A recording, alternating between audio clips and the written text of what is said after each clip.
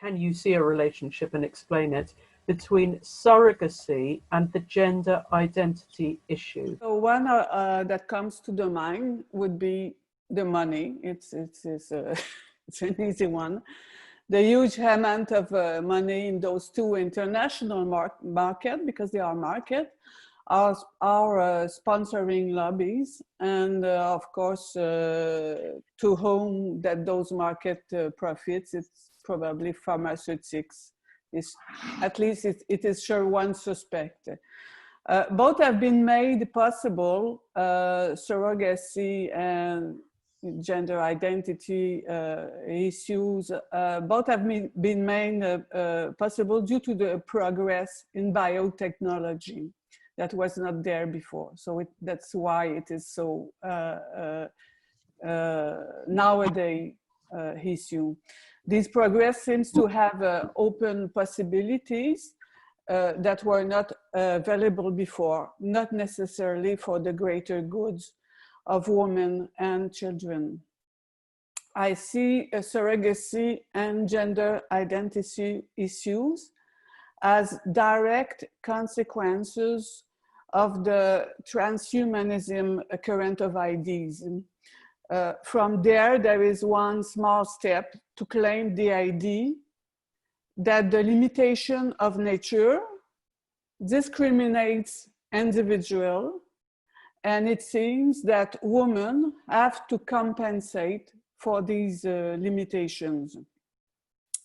Women have to compensate by the exploitation of their body for surrogacy, and by giving up their rights based on sex with the gender identity current of ID.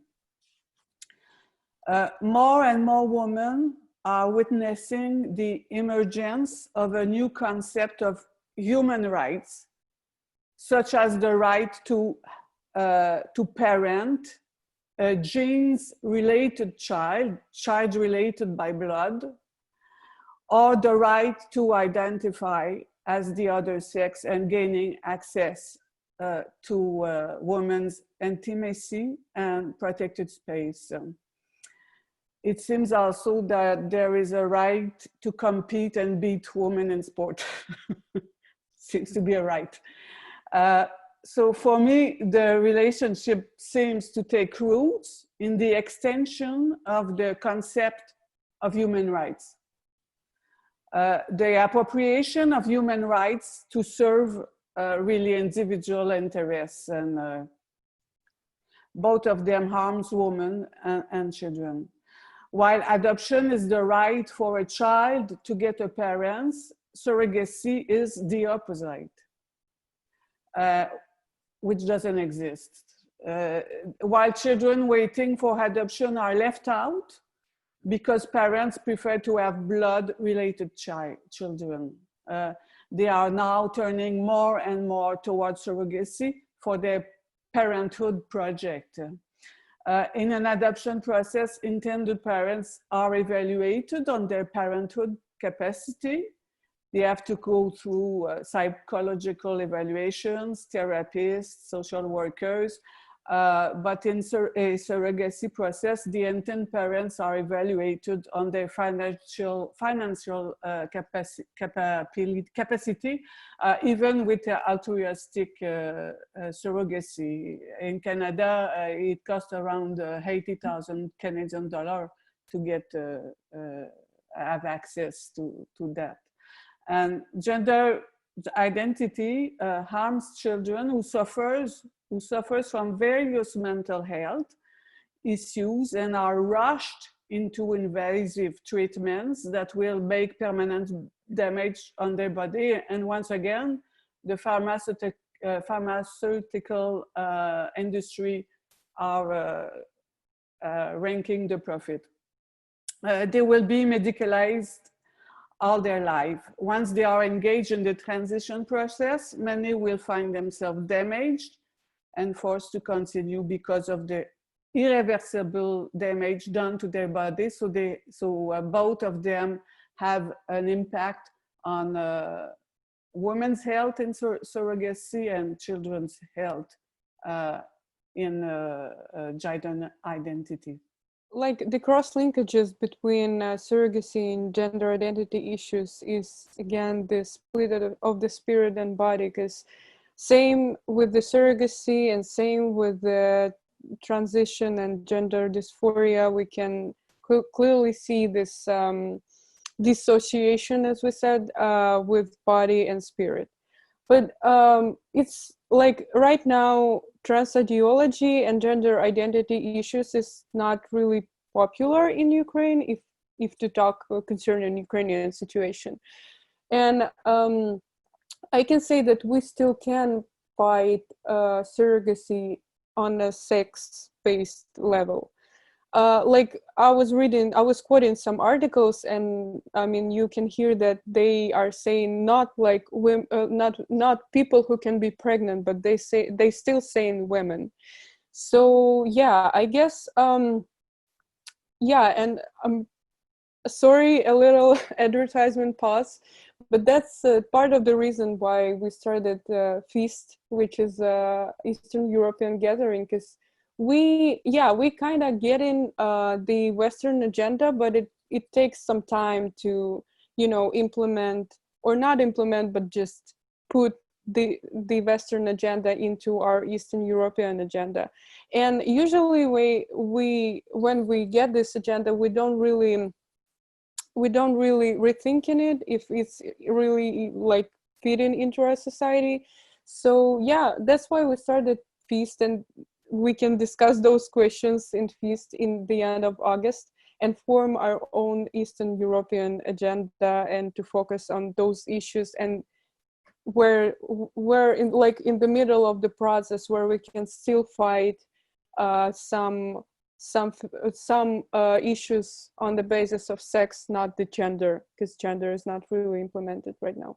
In gender identity, what we see is seeks to erase women as biological females. And when we remove the word women and girls from the social discourse, we determine that women are invisible.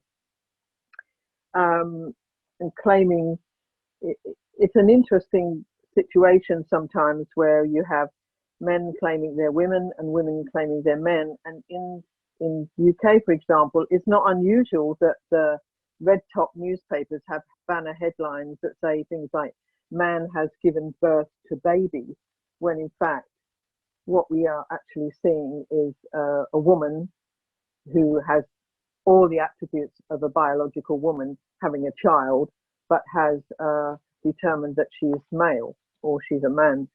I think that's an interesting one. There are law companies, there are law firms in the UK now that give advice to LGBT and the rest of the salad families, and state that intended parents need help, whether they're cisgender or trans.